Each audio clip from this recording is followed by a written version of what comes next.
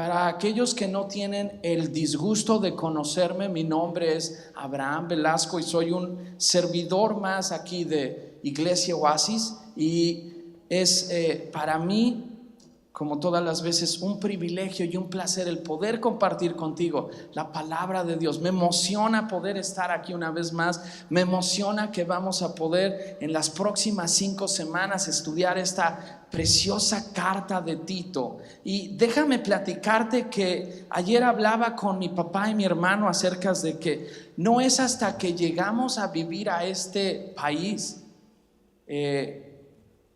que experimentamos algo que en México no habíamos experimentado, y es el cómo la gente que no es latina se refiere o tiene un concepto acerca de nosotros los latinos. Yo no sé si a ti también te ha pasado eso, que la gente que no es latina tiende a exteriorizar, hoy en día lo dirían, a ponerles labels a las personas. Y empecé a escuchar cuando me preguntaban, ¿y de dónde eres? Y yo respondía, de la Ciudad de México.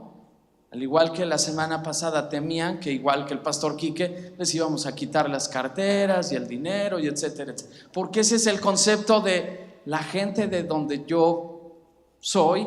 Creen que todos somos así, pero sucede igual en este país con nosotros los latinos.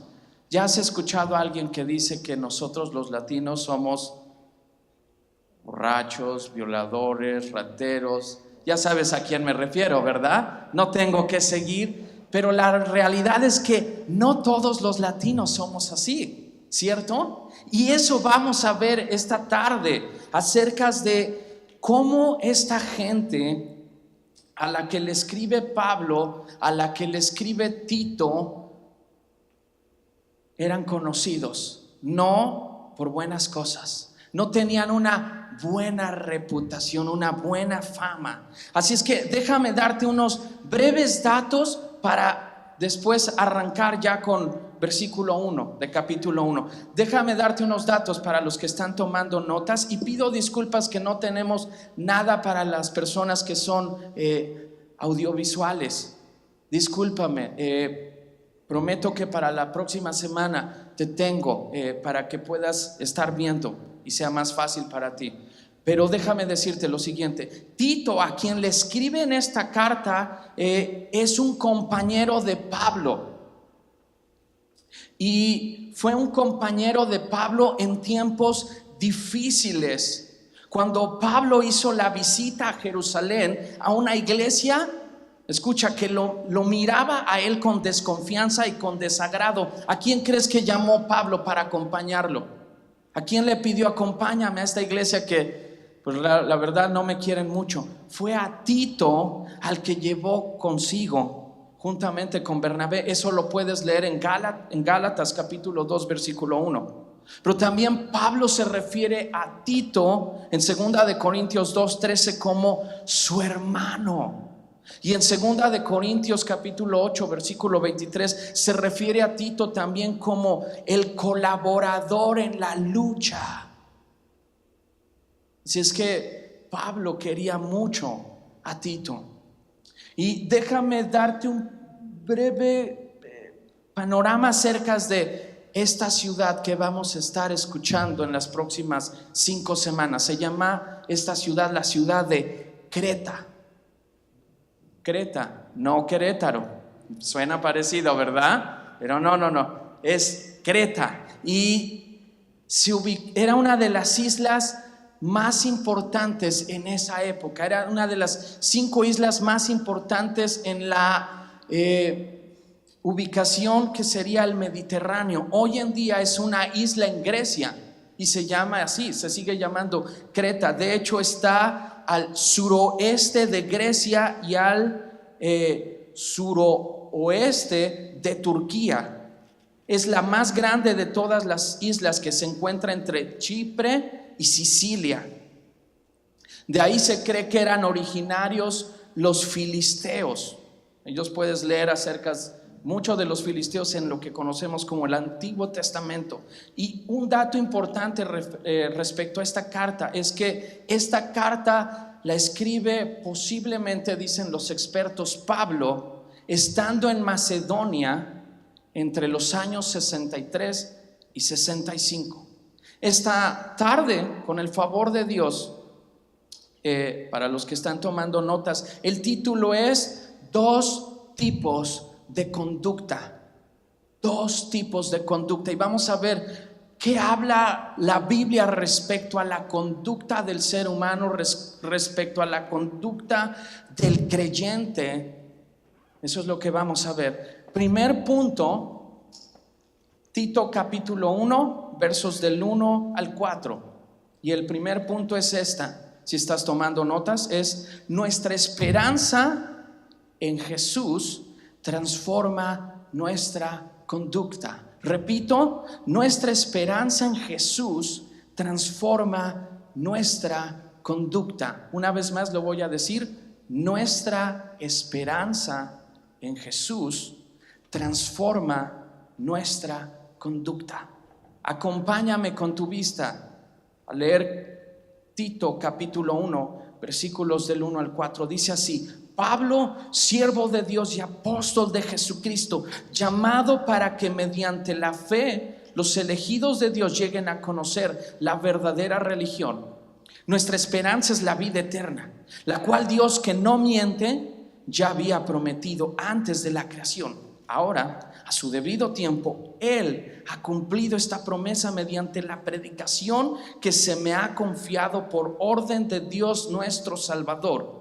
Verso 4, a Tito, mi verdadero hijo en esta fe que compartimos, que Dios el Padre y Cristo Jesús nuestro Salvador te concedan gracia y paz. Quiero que observes conmigo en tu Biblia o en la Biblia que te prestaron palabras que para mí llaman mi atención. Verso 1 dice: Pablo. ¿Y cuál es el calificativo que Pablo se da aquí? Siervo. Y hemos hablado y hemos aprendido aquí en Iglesia Oasis que esta palabra siervo en griego significa doulos, que es esclavo. Pero esta palabra que Pablo utilizó aquí en especial sí es un esclavo. Pero ¿qué crees? Aún dentro de los esclavos tenían sus rangos. Y Pablo escoge adrede la palabra que se refiere al esclavo de menor rango. No él de entre todos los esclavos el que da órdenes, sino el más bajo, el que nadie quisiera ese trabajo. El trabajo que nadie llena solicitudes, nadie está buscando. Esa es la palabra que Pablo usa para presentarse y decir: Pablo, esclavo, pero el de más baja categoría. ¿De quién es esclavo? De Dios. Y después dice: y apóstol. Pero antes de que digas: oh, wow, por eso es que el chaparro pelos necios, yo creo que esta tarde vino de saco y de corbata, se siente apóstol. Nada que ver. Esta palabra apóstol quiere decir enviado. ¿Te recuerdas la semana pasada a quién fue al primero que envía Jesús a contar cuán grandes cosas Dios había hecho con él? Al endemoniado, exactamente. Así es que Pablo está usando esa misma palabra que Jesús le dice: ve a contarle. Y te recuerdas, nuestro amigo la semana pasada, el pastor Quique, decía que él era el primer misionero que Dios había enviado. Ahora yo quiero agregar, sí, es el primer misionero, pero también es para mí, el primer apóstol. ¿En qué? En el sentido de ser enviado. No que lo cuentes dentro de los apóstoles de Jesucristo, sino en el sentido de ser enviado. Este endemoniado. Y Pablo está diciendo: yo también he sido enviado. ¿De parte de quién? ¿De Dios? de Jesucristo. Y aquí viene, al menos en Nueva Versión Internacional, otra palabra que resalta para mí mucho. Dice llamado. Así es que déjame decirte en esta tarde, si eres un siervo de Jesucristo, si eres alguien que ha sido enviado, te quiero recordar de parte de Dios en esta tarde que has sido, antes que eso, llamado por Dios para conocer a Dios. Antes de que vayas a hacer la obra, recuerda esta tarde que has sido llamado para conocer a Dios. ¿Ok? Y después dice, ¿llamado para qué? Y ahí viene siempre, por eso te invito mucho a traer tu Biblia, porque los para qué o los por qué o de modo que te va a dar el propósito del por qué hemos sido llamados. Me va a decir para qué. Pero si en esta tarde tú nos visitas y tú estás escuchando y dices, ¿de qué está hablando este loco? ¿Cómo que Dios me está llamando? Sí, déjame decirte que Dios te está llamando esta tarde, que Dios te ha traído específicamente a este lugar para decirte, estoy tratando de llamar tu atención. ¿Finalmente me vas a hacer caso? A los llamados, ¿para qué? Dice, mediante la ¿qué? La fe, ¿los quiénes?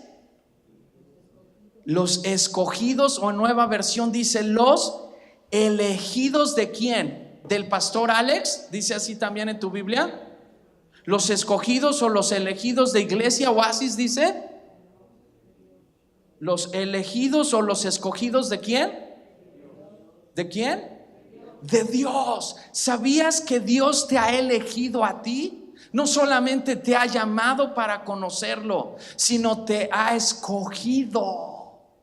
¿No te encanta eso? Que Dios te ha escogido, y dice la Biblia en el libro de Efesios que Él nos predestinó. Otra manera de decir, Él nos escogió, y dice Pablo en esa carta a Efesios que Él nos escogió, que Él nos amó antes de la fundación del mundo, antes de que tus papás se conocieran y se enamoraran y etcétera, etcétera, si fue el caso. Y si no fue el caso, pero que tú fueses concebido, déjame decirte algo, porque probablemente la historia quizás de tu nacimiento no es una historia bonita, no es una historia como la de Hollywood, de es que mis papás se amaron y increíble. Quizás tu historia de tu nacimiento es una historia dura, difícil, triste, y te has sentido que no vales, que no sirves, y eso te han dicho una y otra vez la sociedad, y eso te ha dicho probablemente la familia, y eso probablemente te ha dicho el diablo. Tú eres un error. La sociedad, creyéndose ser sabios, lo llaman evolución y te dicen, tú eres un accidente, ¿no? Porque dicen que venimos de la nada y que hubo una gran explosión y de la nada salimos tú y yo. Entonces no vales nada. Si vienes de la nada no vales nada. O la otra teoría llamada evolución, te dicen que vienes de los y bueno, y si me ves a mí vas a decir, claro, míralo, toda la cara de un chango, ¿no? Pero me encanta que Tito nos está recordando esta tarde. Probablemente la historia de tu nacimiento fue lo más triste. A lo mejor no conociste o no conoces a tus padres, o a lo mejor se han separado, pero esta tarde Dios te está diciendo, yo te elegí, yo te elegí, yo te elegí. El salmista dice, aunque mi padre y mi madre me dejaran, con todo el Señor me recogerá. Y eso es lo que Dios te está diciendo a ti en esta tarde. Probablemente tus papás no te entienden, o así es como te sientes, o no viven contigo, abandonaron a tu mamá o abandonaron tu papá. Pero Dios te está diciendo esta tarde, yo te elegí.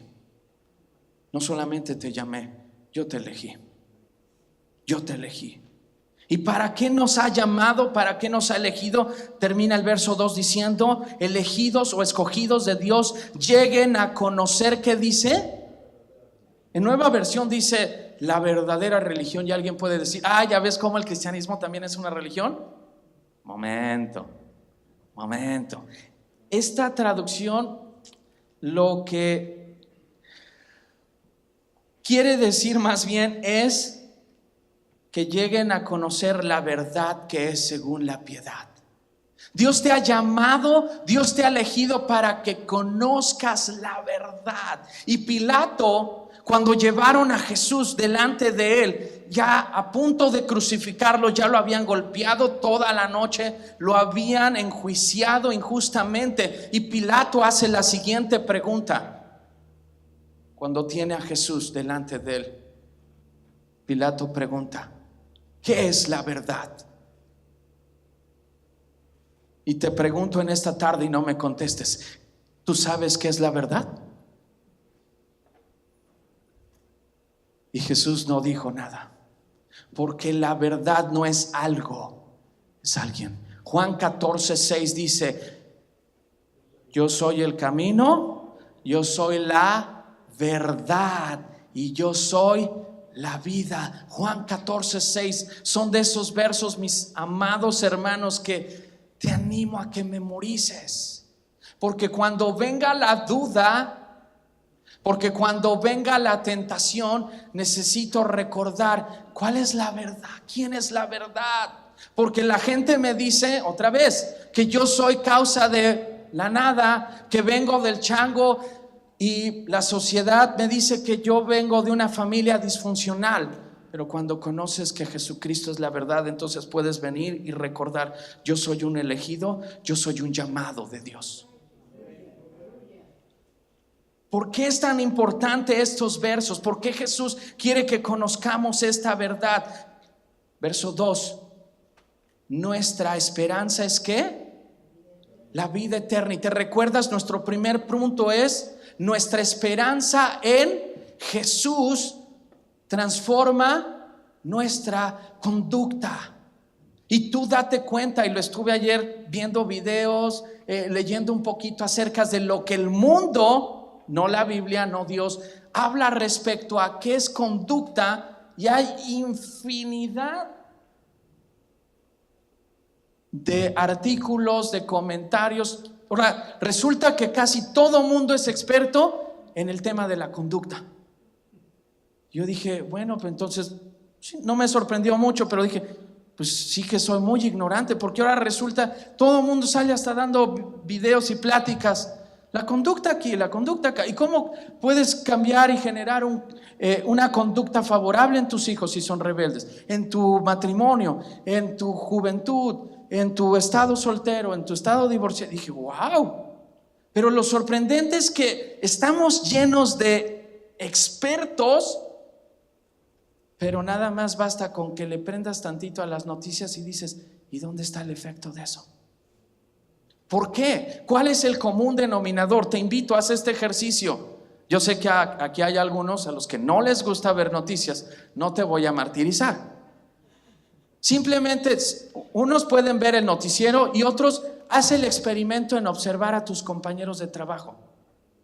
Pregúntales sobre conducta y vas a ver, todos son con PhD en conducta. No, hombre, unos maestros que deben de estar en Oxford, en Harvard. Pero el común denominador de todos ellos es este: no tienen esperanza. Por eso vuelven al mismo ciclo. Porque hablan mucho de que necesito un estímulo. Abraham, como niño, como adolescente, como joven, como adulto, como anciano, como esposo, como sol, para que haya un cambio de conducta, necesito un estímulo. ¿Pero qué crees? Que cuando se me termina el estímulo, voy a volver a regresar a mi vieja conducta, hasta que necesito otro nuevo estímulo. Y ahí los ves, déjame ponértelo en bolitas y palitos. Abraham tiene el nuevo estímulo. ¿Cuál es? El carro del 2019. Y ahora sí voy a cambiar mi conducta, ahora sí voy a estar bien y voy a ser responsable y voy a ser un ciudadano decente y ejemplar. Pero en cuanto empiezo a ver lo que tengo que pagar de aseguranza, lo que tengo que pagar por cambio de aceite, etcétera, etcétera, se acaba ese estímulo. ¿Y qué crees que va a suceder? vuelvo a mi vieja conducta. Pero el verso 2 dice, nuestra esperanza es ¿qué, mis hermanos? ¿Es la qué?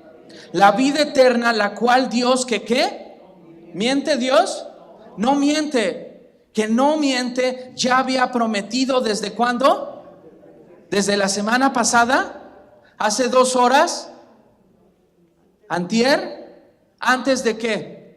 Antes de que existiéramos tú y yo y existiera todo lo que conocemos, Dios ya había prometido algo. Esperanza para ti, para mí. ¿No te encanta eso? Dios sabía que tú y yo necesitábamos esperanza. Porque Dios sabía que tu conducta y mi conducta, quizás en esta tarde vamos a darnos cuenta que nos está destruyendo. Y que está destruyendo nuestros matrimonios y que está destruyendo nuestras familias, etcétera, etcétera, etcétera. Y Dios sabía, por eso hace esta promesa desde antes. Verso 3, ahora a su debido tiempo Él, hablando de Dios, ha cumplido esta promesa mediante la predicación que se me ha confiado. ¿Por orden de quién? De Dios. Y mira cómo se refiere aquí Pablo a Dios, como Dios nuestro ¿quién? Pero espérate un momento, no el que fue y cantamos hace ratito. ¿Quién murió? No cantamos hace ratito, en Jesús. ¿Qué? ¿Ya te olvidaste? Pastor Alex, tenemos que... No es cierto. Es en Jesús, ciertamente, pero aquí Pablo está diciendo algo importantísimo. Ese Jesús que estuvo crucificado en un madero es Dios y es nuestro Salvador. Verso 4, a Tito, mi verdadero hijo, en esta fe que compartimos, que Dios el Padre, y ahora mira qué dice, y Cristo Jesús nuestro ¿quién? Salvador. Jesús, el Padre y el Espíritu Santo sabían desde antes de la creación que tú y yo necesitábamos por sobre todas las cosas salvación. Salvación. Por eso hay esta esperanza. Por eso mi conducta, como vimos en el punto 1, nuestra esperanza en Jesús transforma nuestra conducta. ¿Por qué? Termina el verso 4 diciendo, y Cristo Jesús nuestro Salvador te concedan gracia y paz. En Reina Valera dice gracia, misericordia y paz. Nuestra esperanza en Jesús transforma nuestra conducta. ¿Cómo es eso posible? Me preguntarás. ¿Cómo es que mi conducta puede cambiar si simplemente deposito mi esperanza en Jesús? ¿Eso estás diciendo, chaparro pelos necios? No estoy diciéndolo yo, lo dice aquí la Biblia. Mira una vez más conmigo verso 1 y 2. Verso 1, llamado, elegido para que llegues a conocer la verdad. Otra vez, si ya la has conocido, recuerda esto, que has sido llamado para conocerle más que para servirle. Repito, has sido llamado para conocerle más que para servirle. Obviamente, la consecuencia de conocerlo va a ser el servir, exactamente. Recuerda que has sido elegido. Esta palabra llamado, elegido, me habla, siervo, apóstol, me habla de alguien que ha encontrado su identidad ¿en quién? En Cristo Jesús, exactamente. Por eso es que, punto 1, nuestra esperanza en Jesús, porque hoy en día el mundo pone otra vez esperanza en el nuevo partido político, esperanza en el nuevo posible presidente, esperanza en una nueva o en una reforma migratoria, esperanza en un mejor clima. Cuando esté más de 60, entonces sí empiezo a atender, empiezo a congregarme, empiezo a interesarme en a ver si sirvo de vez en cuando. Pero cuando entiendes que has sido elegido, que has sido escogido para que conozcas la verdad, que tienes esperanza que no tenías. Porque déjame decirte lo siguiente, para que esta esperanza tenga su valor, necesito hablarte de la mala noticia. La mala noticia, dice la Biblia, que todos, sin excepción, estamos condenados. Todos. En el libro de Romanos dice: por cuanto no hay justo, o en palabras que podamos entender más fáciles, diría Pablo, por cuanto no hay ni siquiera uno bueno. Y antes de que me digas, no, pero yo sí soy bueno, hagamos el siguiente ejercicio. Por favor, levanta tus dos manos bien en alto si tú nunca has mentido. Eso quiere decir entonces que ninguno de los que estamos aquí somos buenos y que la Biblia tiene razón, que todos estamos condenados. Porque dice la palabra de Dios que si fallas en un mandamiento, has fallado en toda la ley. Y por lo tanto entonces la condenación es ¿cuál? Muerte eterna, el infierno. Pero ¿qué crees? Hay buenas noticias, hay esperanza, dice. Vuélvelo a ver conmigo, versículo 1. Pablo, siervo de Dios y apóstol de Jesucristo, llamado para que mediante la fe los elegidos de Dios lleguen a conocer la verdad. Nuestra esperanza es la vida eterna, la cual Dios, que no miente, ya había prometido antes de la creación. Y Dios quiere darte en esta tarde la oportunidad de que escojas esta esperanza. Y Dios te ha traído, no sé desde dónde, no sé ni cómo, pero Dios te ha traído aquí, no por coincidencias. Nosotros no creemos en un Dios de coincidencias, del azar, de la suerte, de la fortuna. Creemos en un Dios de propósitos. Y Dios te ha traído con el propósito de que si no lo conoces, de que si no habías escuchado, que tú vales. Y no es el comercial de antes de tú vales y mereces respeto y mucho ojo. Era un chiste, pero bueno, estuvo malísimo. Ya sé, nadie se rió, gracias. No hay problema.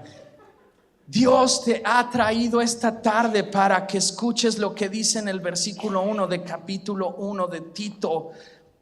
Dios te está llamando en esta tarde. Dios quiere que mediante la fe, y dice Romanos que la fe viene por el oír de la palabra de Dios. Y Dios te ha traído esta tarde para que puedas oír, para que se pueda activar en tu corazón la fe que ha depositado en ti, para que entonces pueda hacer lo que dice: mediante la fe llegues a ser en esta tarde uno más o una más de los elegidos de Dios. De los elegidos de Dios. Ese es el evangelio de Jesucristo. Por eso es que nuestra esperanza en Jesús transforma nuestra conducta, porque he recibido esperanza, he recibido salvación y he recibido, como termina el versículo 4, que te concedan gracia y paz. Se me ha dado misericordia, que lo hemos visto aquí en Oasis. Misericordia es que no me dan lo que merezco. Recuérdate, merecíamos todos el castigo, y gracia es que te dan lo que no mereces. Nos han dado esperanza, vida eterna, salvación. Está ofreciendo esta tarde una vez más Jesucristo por medio de su Hijo, por medio de su sacrificio en la cruz del Calvario. Segundo punto. ¿Estás listo para tomar nota? Pero antes de eso, déjame leerte algo que Charles Thomas Rhys Wilson, físico escocés, dijo respecto a la conducta. Él dijo lo siguiente: nuestra conducta es la única prueba de la sinceridad de nuestro corazón. Wow. Lo repito una vez más: nuestra conducta es la única prueba de sinceridad de nuestro corazón. Te pregunto y no me contestes. Si pudiéramos ver esta tarde tu corazón, ¿qué diría? ¿Cuán sincero eres con tu esposa, con tus hijos? ¿Cuán sincero estás siendo con Dios? Y sabes que hago un paréntesis aquí para No promocionar, sino invitarte. No sabes de lo que te estás perdiendo los jueves, porque estamos aprendiendo exactamente esto en lo que llamaron una serie, las oraciones peligrosas, donde estamos aprendiendo a decirle a Dios, ya no verlo con miedo de me va a castigar y me va a pegar, sino venir ciertamente con temor, porque sabemos que Él es santo, pero con la confianza de que ya Jesucristo abrió el camino para poder venir delante de Él y decirle, Dios, ¿sabes qué? La verdad que esta semana caí en tentación.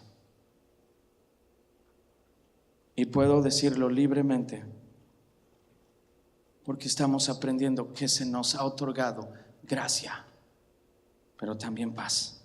Segundo punto, evidenciamos con nuestra manera o forma de sentir, pensar, hablar y actuar que Jesús es nuestra esperanza. Repito, yo sé que está un poquito larga, voy a ir despacio, poco a poco. Segundo punto es, evidenciamos con nuestra manera o forma de sentir, pensar, hablar y actuar que Jesús es nuestra esperanza. La última vez, evidenciamos con nuestra manera o forma de sentir, de pensar, de hablar y de actuar que Jesús es nuestra esperanza. Y es que solamente hay, dijere mi hermano, de dos sopas: o evidencias con tu, otra vez, forma de pensar, sentir, hablar y actuar que Jesús es tu esperanza, o evidencias lo contrario. No hay más, no hay términos medios aquí. Acompáñame a ver de los versos 5 al 9. Y dice verso 5: te dejé en Creta. ¿Para qué dejó Pablo en Creta? Aquí viene el propósito del por qué le deja en Creta, por qué escribe esta carta. Para que pusieras, dice en Nueva Versión Internacional, en orden lo que quedaba por hacer, y en cada pueblo nombraras ancianos, de la iglesia, de acuerdo con las instrucciones que te di. Y viene entonces verso 6: el anciano debe ser intachable, esposo de una sola mujer, sus hijos deben ser creyentes, libres de sospecha de libertinaje o de desobediencia. Y si no entiendes el primer punto, que dijimos que nuestra esperanza en Jesús, en su sacrificio, es la que nos transforma nuestra conducta, los siguientes versículos del 5 al 9 puedes cometer dos errores que los vamos a ver ahorita a continuación. Uno es, yo ya soy creyente y entonces me siento moralmente hablando mejor que los demás y me convierto en un cristiano moralista. Yo no fumo, yo no me drogo, yo no robo, yo no digo groserías. Todo es una cuestión moral y entonces siento que soy mejor que los Velasco. Uy, no, es que si oyeras las pláticas de los Velasco, no. Es que si los vieras cómo se tratan entre ellos los Velasco, no. Gracias a Dios que nosotros no somos los Velasco. Ya ves a su tío cómo le hacía. Aún hay más. ¡Qué horror! Y la otra postura que podemos tomar si no entendemos que nuestra esperanza en Jesús es la que transforma nuestra conducta es la del religioso. Ya no es moralista, ahora se siente el policía de la iglesia y empieza a ver los defectos de los demás, pero él no siente que no tiene defectos, que él no peca ya. Pero ya te diste cuenta, ¿cuántos jueves ya han pasado que no viene el hermano, no viene la hermana? Pero eso sí quiere que Dios le conteste, ¿no? Eso sí quiere que Dios transforme a su esposo. Pero, oye, lleva un mes que no se presenta aquí. Empiezas a juzgar, empiezas a señalar, empiezas a condenar. Por eso es importante entender el punto 1, que nuestra esperanza está y es en Jesús y únicamente en Jesús la que va a traer esta transformación a nuestra conducta y que la vamos entonces a evidenciar. Y en vez de, te invito a que veamos de los versos 6 al 9, en vez de aspectos como es una lista de cosas que tengo que hacer y dejar de hacer, te invito a que las veas como oportunidades que Dios nos da para, otra vez, que evidenciemos que Jesús es nuestra esperanza. Dice el verso 6, el anciano debe ser intachable. Y quizás si oyes la palabra anciano dices, uy, y empiezas a buscar y dices, pues solamente el hermanito de la camisa azul es el único que está ancianito.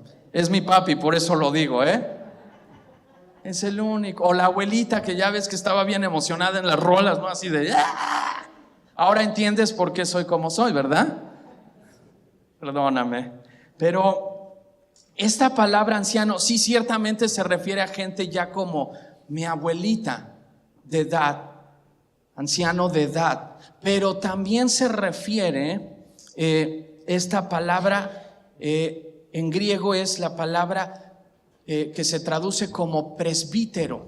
Esto es una persona que trabajaba en la obra de Dios, en la iglesia, pero también se puede entender como una persona madura en Cristo, una persona que está madurando, otra vez, que evidencia, por eso dijimos, con su forma o manera de sentir, de pensar y de hablar y de actuar, que Jesús es su esperanza.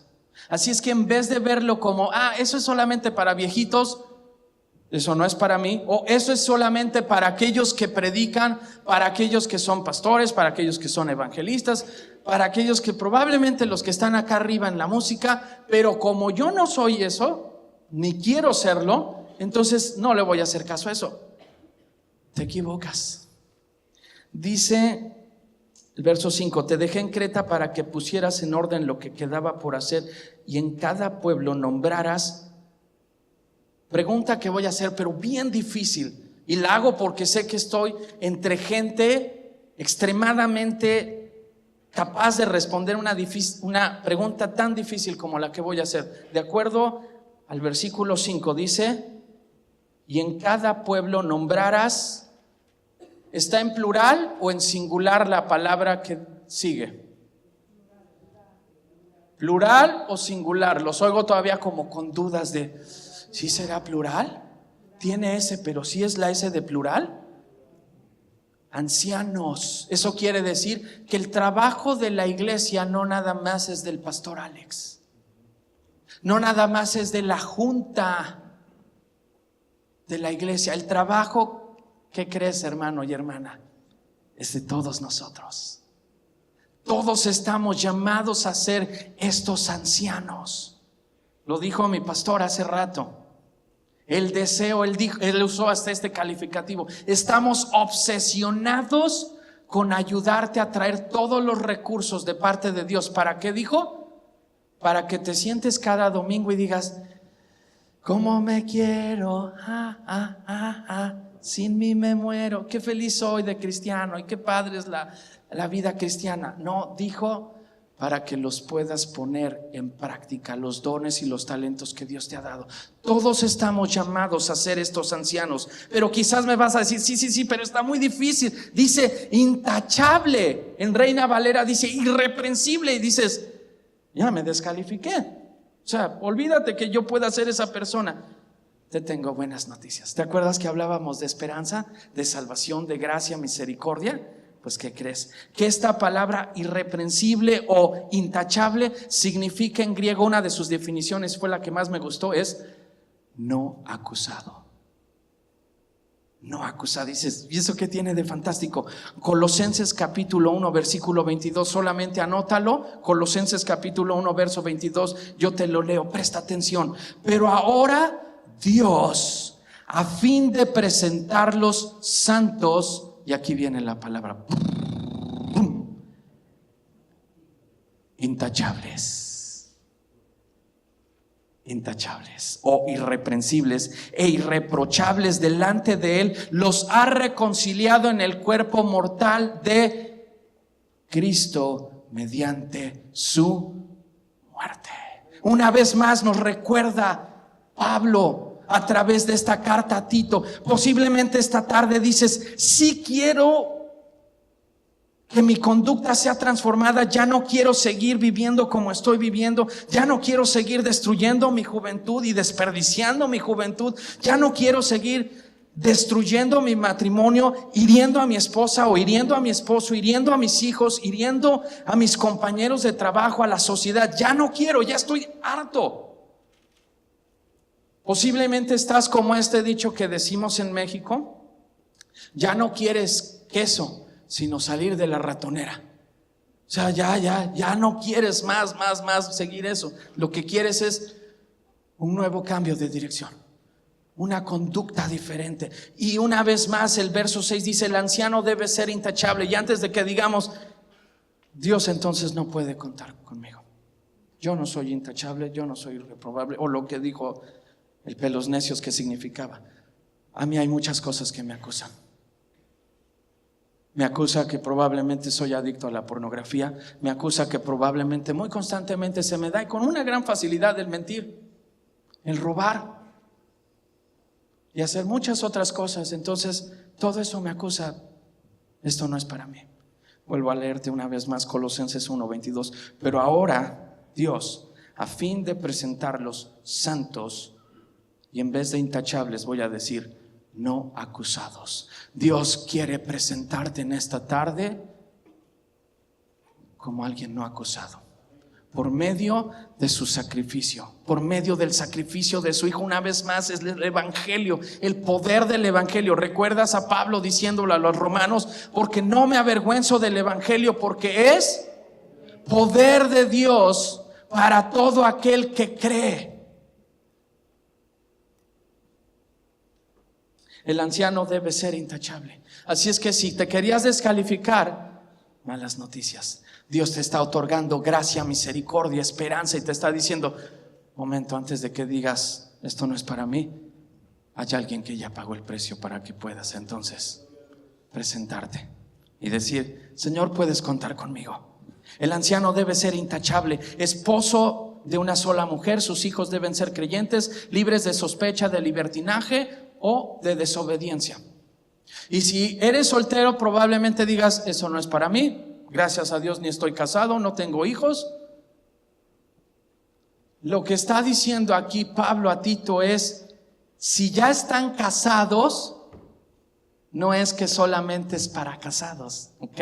Soltero, no te escapas, porque a veces puedes decir: bueno, eso es para los casados, y después vas a decir: y ahí dice para los que tienen hijos. Yo apenas me acabo de casar, esto no aplica para mí, o estoy pensando en casarme. No, si eres soltero también. Y déjame leerte acerca de un comentario respecto a este versículo. Dice que un hombre o un creyente que enseña este versículo 6 habla de un creyente que está enseñando la fe en su familia. ¿Te suena familiar al domingo pasado? ¿A dónde mandó Jesús al ex endemoniado? ¿Dónde fue el primer lugar al donde lo envió? Y vuelve a decirnos otra vez Dios esta semana: si ya eres elegido, si ya eres siervo, si ya has sido llamado, si ya has sido enviado, recuerda, tu primer ministerio se llama tu familia. Tu familia, no se te olvide eso, tu familia.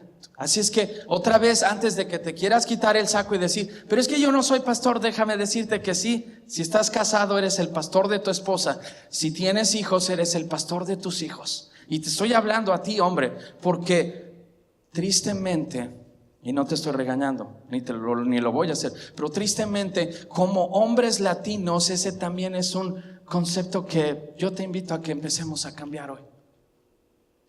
Porque normalmente quien hace todo el trabajo de disciplinar, de educar, en su mayoría, no estoy diciendo todo, en su mayoría es mamá. Y papá, pero bien padre, metidísimo horas en el trabajo por esta frase que a mí me revuelve el estómago, para darles lo que yo no tuve. En serio, ¿quieres darles lo que tú no tuviste? Dales a Cristo, es lo mejor, porque todo lo demás lo van a perder, lo van a desperdiciar, no lo van a valorar, pero darles a Cristo y entonces me vienes a buscar si te falla.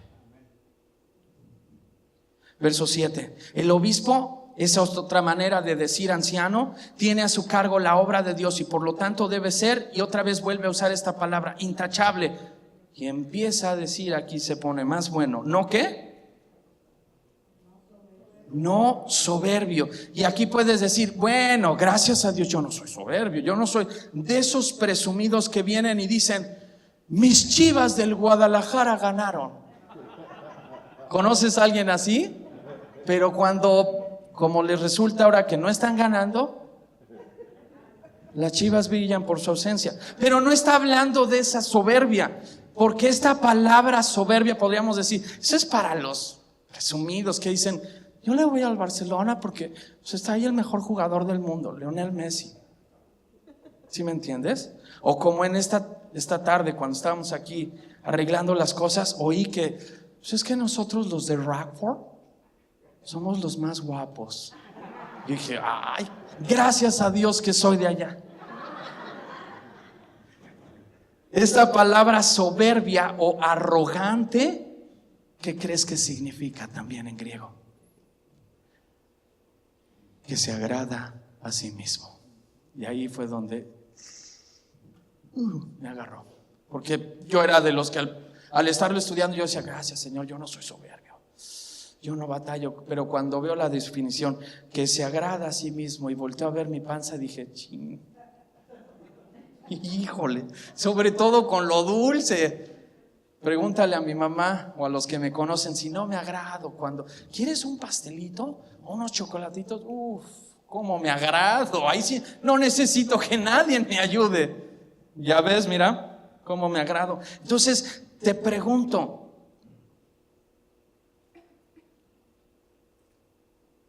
¿a quién estás buscando agradar? ¿A Dios?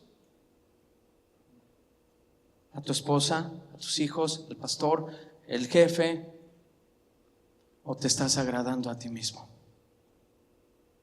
Siguiente, no arrogante o soberbio ni iracundo. Y otra vez podemos decir, pero yo no hago esos berrinches y de que y azoto y grito y ok. Iracundo quiere decir el que anhela, el que codicia y el que desea. Levanta la mano, por favor, si tú no anhelas nada, si tú no codicias nada y no deseas nada. Y no está hablando necesariamente de cosas malas.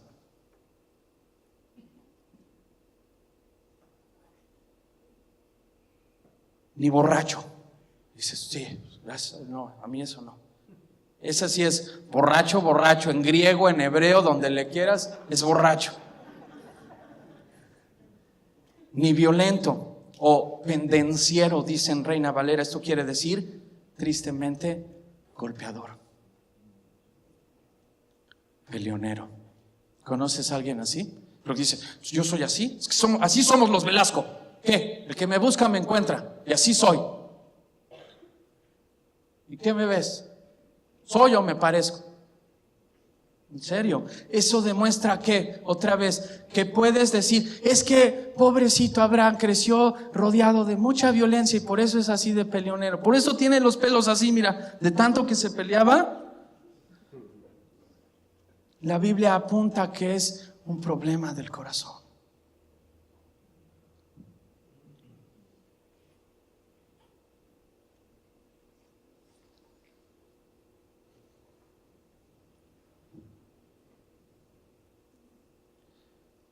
Sáltate por favorcito hasta el versículo 9. Debe apegarse a la palabra fiel según la enseñanza que recibió, de modo que también pueda, ¿qué dice? exhortar a otros con la sana doctrina y refutar a los que se oponen. Y antes de que digas exhortar es darles, pero bibliazos y de coscorrones, te leo rapidito qué significa exhortar. Exhortar es llamar cerca. Es decirle, ven Abraham, ven. Pero también significa orar. Significa alentar, significa amonestar, pero también significa confortar, consolar. Es llamar a Abraham y decirle, ven papacito, ven, aquí en privadito, tú y yo. No te voy a ridiculizar en frente de todos. ¿Sabes qué?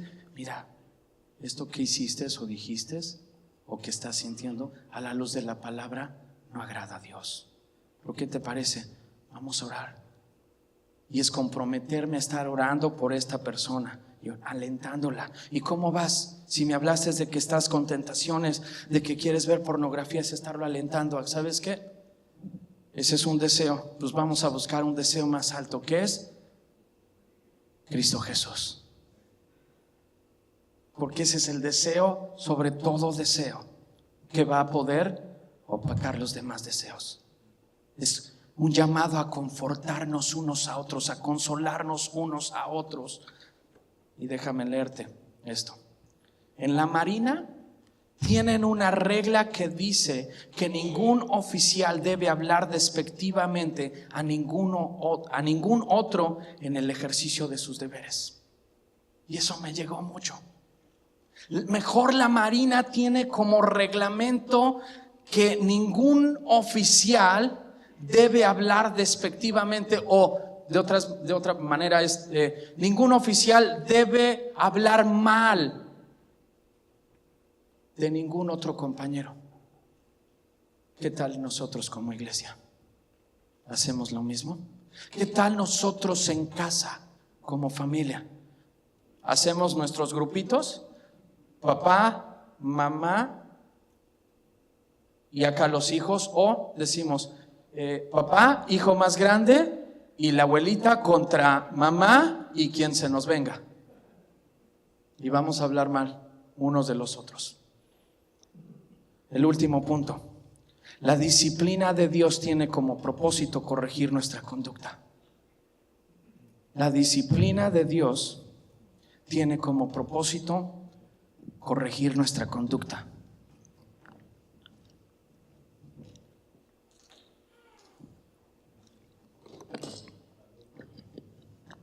Gracias. La disciplina de Dios tiene como propósito corregir nuestra conducta. Esto es de los versos 10 al 16. Y solamente vamos a ir a los puntos claves. Verso 10 dice: y es que hay muchos rebeldes, charlatanes, engañadores, especialmente los partidarios de la circuncisión. Verso 11 dice: a esos hay que taparles la boca. Y mira el verso 12, cómo eran conocidos esta gente de esta ciudad, incluso los cristianos. Verso 12, fue precisamente uno de sus propios profetas el que dijo: los cretenses son siempre mentirosos, malas bestias, glotones. Si estuviera aquí mi bisabuelita diría: diles algo, ¿no? Échales flores, échales porras. Pero me encanta el verso 13 una vez más. Dice: y es la verdad. Y probablemente, otra vez, lo que se dice de ti no son buenas cosas. Lo que se habla de ti o tus acciones, tu forma de pensar, tus palabras, tus actitudes, no son buenas. Y quizás verso 13 dice: y es la verdad. Pero quiero que escuches esto. Por eso, repréndelos con severidad. No es llénalos a bibliazos, regáñalos, intimídalos. No. Otra vez esta palabra reprender es la que hablábamos ahorita. Es llámalo cerca, ora con él, aliéntalo, confórtalo, consuélalo. ¿A fin de qué? ¿A fin de qué? ¿A fin de qué, familia? La disciplina de Dios tiene como propósito corregir nuestra conducta. Y probablemente Dios te está poniendo en un punto en donde, como vimos en el verso 11, te está tapando la boca. Y eso es fuerte. o Dios te está exhortando, o Dios te está reprendiendo con severidad.